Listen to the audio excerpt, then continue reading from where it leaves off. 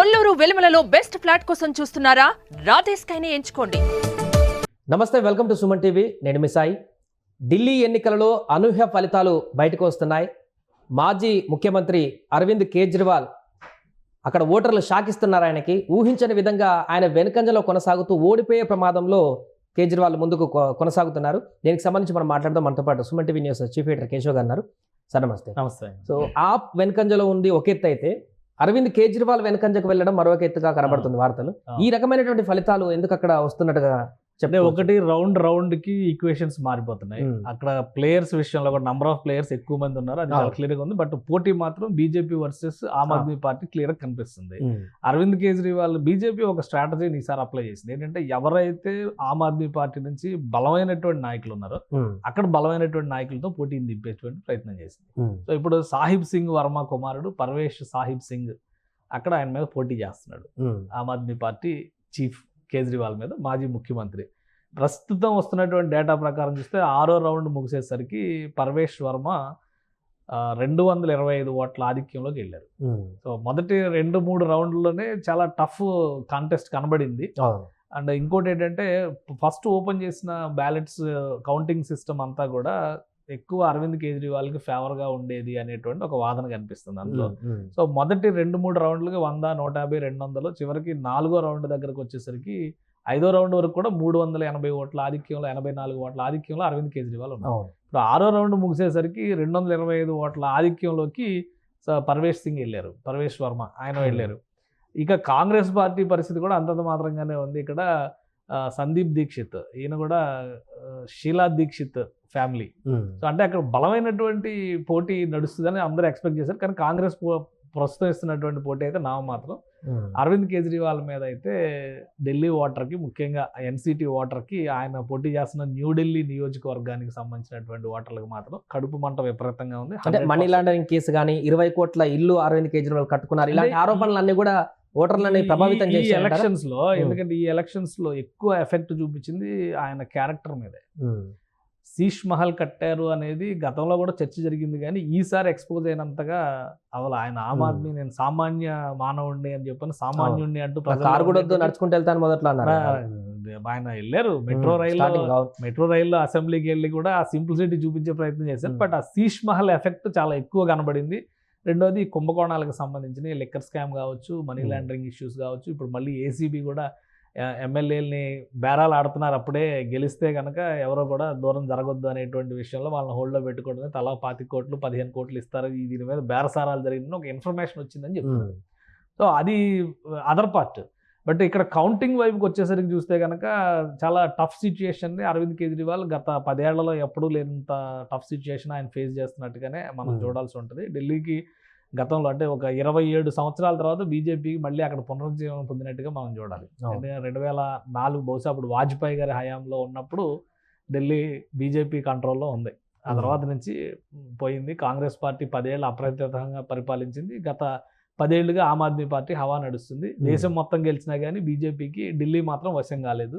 ఈసారి ఆ సంకేతాలు చూపిస్తుంది. అరవింద్ కేజ్రీవాల్ కనుక ఓడిపోతే పర్వేష్ సింగ్ రేపు సీఎం క్యాండిడేట్ అయినా ఆశ్చర్యపోవాల్సినటువంటి అవసరం లేదు. ఎందుకంటే వాళ్ళ ఫాదర్ సాహిబ్ సింగ్ వర్మ ఆ ట్రాక్ రికార్డును మనం పక్కన పెడితే బీజేపీ అలాగే వారసత్వ రాజకీయాలకు పెద్దగా ప్రాధాన్యం ఇవ్వదు. కాకపోతే జైంట్ కిల్లర్ అరవింద్ కేజ్రీవాల్ని ఓడించడం లక్ష్యంగా పెట్టుకున్నటువంటి బీజేపీకి అస్త్రం ఈయనే అయినప్పుడు ఆటోమేటిక్గా ఆ ప్రాధాన్యం ఇచ్చేటువంటి అవకాశం ఉంటుంది. కాబట్టి ఇంకోటి ఏంటంటే మొత్తం 13 రౌండ్లు ఉన్నాయి ఈ నియోజకవర్గంలో. 13 రౌండ్ అంటే ఆల్మోస్ట్ 50% కంప్లీట్ అయింది.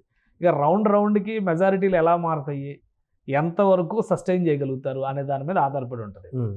చివరిలో వచ్చేటువంటి 5 రౌండ్లకి సంబంధించిన కౌంటింగ్ బీజేపీ కంచుకోటలుగా ఉన్నటువంటి ప్రాంతాల నుంచే పోలింగ్ బూత్లు ఓపెన్ చేస్తారు, బ్యాలెట్ బాక్స్లు ఓపెన్ చేస్తారు అనేది ఒక ఇన్ఫర్మేషన్.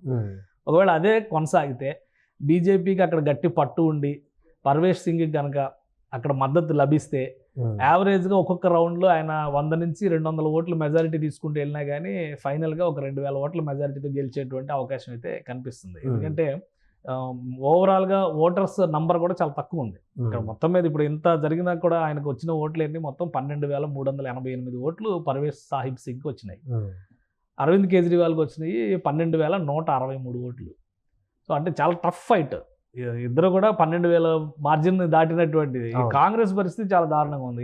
2,050 ఓట్లు మాత్రమే కాంగ్రెస్ పార్టీకి వచ్చినాయి. మిగతా పార్టీలు ఏవి కూడా ఇక్కడ అన్ని పార్టీలు పోటీ చేస్తున్నాయి. బహుజన్ సమాజ్ పార్టీ పోటీ చేస్తుంది, అభినవ్ భారత్ పార్టీ, అలానే నేషనలిస్ట్ కాంగ్రెస్ పార్టీ పోటీ చేస్తుంది. ఇక మిగతా పార్టీలు ఏవి కూడా పెద్దగా గుర్తింపు ఉన్నటువంటి పార్టీలు కాదు.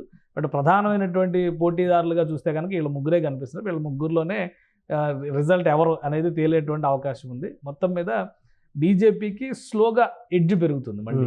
అంటే ఫస్ట్ 3 నుంచి 5 రౌండ్స్ వరకు వచ్చేసరికి బీజేపీ మంచి పొజిషన్లోకి వచ్చింది. అంటే 45-44 దగ్గరకు రీచ్ అవుతా ఉంది. తర్వాత 6-7 రౌండ్స్ దగ్గరకు వచ్చేసరికి బీజేపీ డౌన్ అయింది, 40 దగ్గరకు వచ్చింది. ఆమ్ ఆద్మీ పార్టీ 30 దగ్గరికి వెళ్ళింది. ఇప్పుడు 8-9 ఓవరాల్గా చూస్తే కనుక మీకు నడుస్తున్నటువంటి రౌండ్స్ ఇప్పుడు కొన్ని చోట్ల 10వ రౌండ్ కూడా వచ్చేసారు. 9-10 రౌండ్లు కూడా నడుస్తున్నాయి. సో 9-10 రౌండ్లకు వచ్చేసరికి మళ్ళీ బీజేపీ పుంజుకుంది. 43 బీజేపీ అవుతుంది, 27 ఆమ్ ఆద్మీ పార్టీ అవుతుంది. సో నంబర్స్ అటు ఇటు మారుతున్నాయి. 27 ఉన్నా 37 వచ్చితే కానీ ఆమ్ ఆద్మీ పార్టీ పరిస్థితి ఏంటంటే ఇప్పుడు అరవింద్ కేజ్రీవాల్ ఓడిపోతే కనుక అది చాలా శరాఘాతం అయ్యేటువంటి అవకాశం ఉన్న అంశం కింద మనం చూడాల్సి ఉంటుంది. ఇతర రాష్ట్రాల్లో కూడా దాని ప్రభావం ఉండేటువంటి అవకాశం 100% ఉంటుంది. ఇప్పుడు బీజేపీకి ప్రధానమైనటువంటి ఆటంకం విపక్షంలో ఉన్నటువంటి కాంగ్రెస్ పార్టీ, కాంగ్రెస్ నేత రాహుల్ గాంధీ కంటే కూడా అరవింద్ కేజ్రీవాల్, మమతా బెనర్జీ సృష్టిస్తున్నటువంటి మమతా బెనర్జీ ఏంటంటే అందరితో ఇంటిగ్రేట్ అయ్యి వెళ్ళేటువంటి అవకాశాలు తక్కువ ఉన్నాయి కాబట్టి దక్షిణాది రాష్ట్రాలతో సమన్వయం కుదరడం లేదు, కాంగ్రెస్తో అసలు పొసగడం లేదు. కాబట్టి మమతా బెనర్జీని అలా పక్కన పెట్టినా కానీ కాంగ్రెస్ని కొంత సమన్వయం చేసుకుని దక్షిణాది రాష్ట్రాలకు చెందినటువంటి నాయకుల్ని సమన్వయం చేసుకుని ముందుకెళ్ళగలిగే కెపాసిటీ ఉన్న నాయకుడు ప్రస్తుతానికి ఆమ్ ఆద్మీ పార్టీ నేతగా అరవింద్ కేజ్రీవాల్ మాత్రమే కనిపిస్తున్నారు.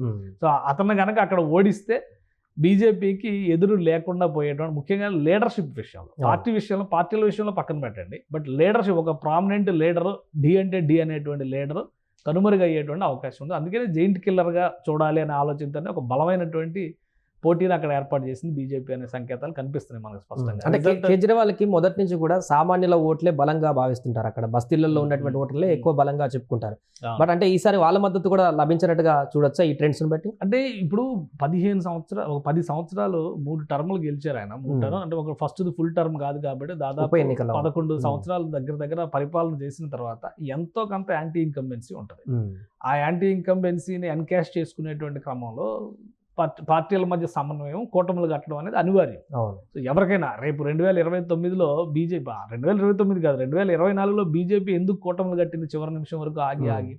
సో అంటే 2 టర్ముల పరిపాలన జరిగిన తర్వాత వ్యతిరేకత ఉంటుంది కాబట్టి ఆ వ్యతిరేకతను ఏ విధంగా న్యూట్రలైజ్ చేసుకోవాలనేటువంటి వ్యూహంలో భాగంగా ప్రాంతీయ అస్తిత్వాలను గుర్తిస్తూ మళ్ళీ ఇంకోసారి ఎన్డీఏకి ప్రాణం పోసింది.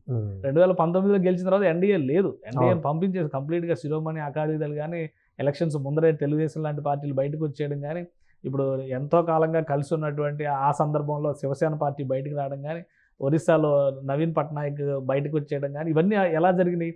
కానీ 2024 వచ్చేసరికి ఏంటి, ఈక్వేషన్స్ పరంగా చూస్తే విపక్షం బలపడుతుందనే సంకేతాలు కనిపించినప్పుడు మళ్ళీ కూటమి కట్టడం, ప్రభుత్వ వ్యతిరేక ఓటుని వీలైనంత వరకు నల్లిఫై చేసేటువంటి ప్రయత్నం జరిగింది. ఇక్కడ అరవింద్ కేజ్రీవాల్ విషయంలో 11 ఏళ్లుగా ఢిల్లీలో ఒంటరి పోరాటం చేస్తున్నారు. ఢిల్లీలో గవర్నెన్స్ అంతా central government, lieutenant governor versus government నడుస్తూనే ఉంది కదా, ఇది అందరూ ప్రజలు చూస్తూనే ఉన్నారు. వీటితో పోరాటం చేస్తూ, ఇంకోవైపు పరిపాలన సమన్వయం చేస్తూ, వెల్ఫేర్ స్కీమ్స్ని అప్లై చేస్తూ మళ్ళీ కేంద్ర ప్రభుత్వంతో పోరాటం చేయాలి ఆయన. సో ఈ ఈక్వేషన్స్కి తోడు ఇప్పుడు అవినీతి ఆరోపణలు, స్కామ్లు ఇవన్నీ కూడా ఫేస్ చేస్తూ వస్తున్నారు. సో వీటన్నిటిని బ్యాలెన్స్ చేసుకుని ఈ పోరాటం చేసే క్రమంలో ఖచ్చితంగా ఆయన కూటమిగా వెళ్ళి ఉంటే కనుక ఫలితం వేరేగా ఉండేది. ఏకపక్షంగా వెళ్ళారు కాబట్టి ప్రతికూలమైనటువంటి పరిస్థితులు స్పష్టంగా కనిపిస్తున్నాయి. అది కేజ్రీవాల్కి ఎదురు దెబ్బ అవుతుందా కాదా అనేది మరొక 2-3 రౌండ్లు వేచి చూస్తే ఇంకా క్లారిటీ వచ్చే అవకాశం ఉంది. Right sir. అది ప్రస్తుతం సగం రౌండ్లు పూర్తయ్యేసరికి కేజ్రీవాల్ వెనకంజలో ఉన్నారు. ఇంకా ఇలానే కొనసాగితే కేజ్రీవాల్ ఓడిపోయేటువంటి పరిస్థితి దిశగా ట్రెండ్స్ కనిపిస్తున్నాయి. ఒకవేళ కేజ్రీవాల్ ఓడిపోతే అదొక పెద్ద బిగ్ న్యూస్గా మారేటువంటి అవకాశం ఉంటుంది. 10 సంవత్సరాల పాటు ముఖ్యమంత్రిగా ఢిల్లీని ఏలినటువంటి కేజ్రీవాల్ జాతీయ కన్వీనర్ ఆప్కి ఆయన ఓడిపోతే బీజేపీ ఒక పెద్ద గెలుపుగానే చెప్పుకోవచ్చు. చూడాలి, సగం రౌండ్లు అయితే అయిపోయి, పూర్తి రౌండ్లు అయిపోయే వరకు ఎన్ని ఓట్లు ఆయనకు వస్తాయి, ఆయన గెలుస్తారా లేదా అనేది. సుమన్ టీవీలో మీ పర్సనల్ అండ్ బిజినెస్ ప్రమోషన్స్ కోసం కింది నెంబర్కి కాంటాక్ట్ చేయండి.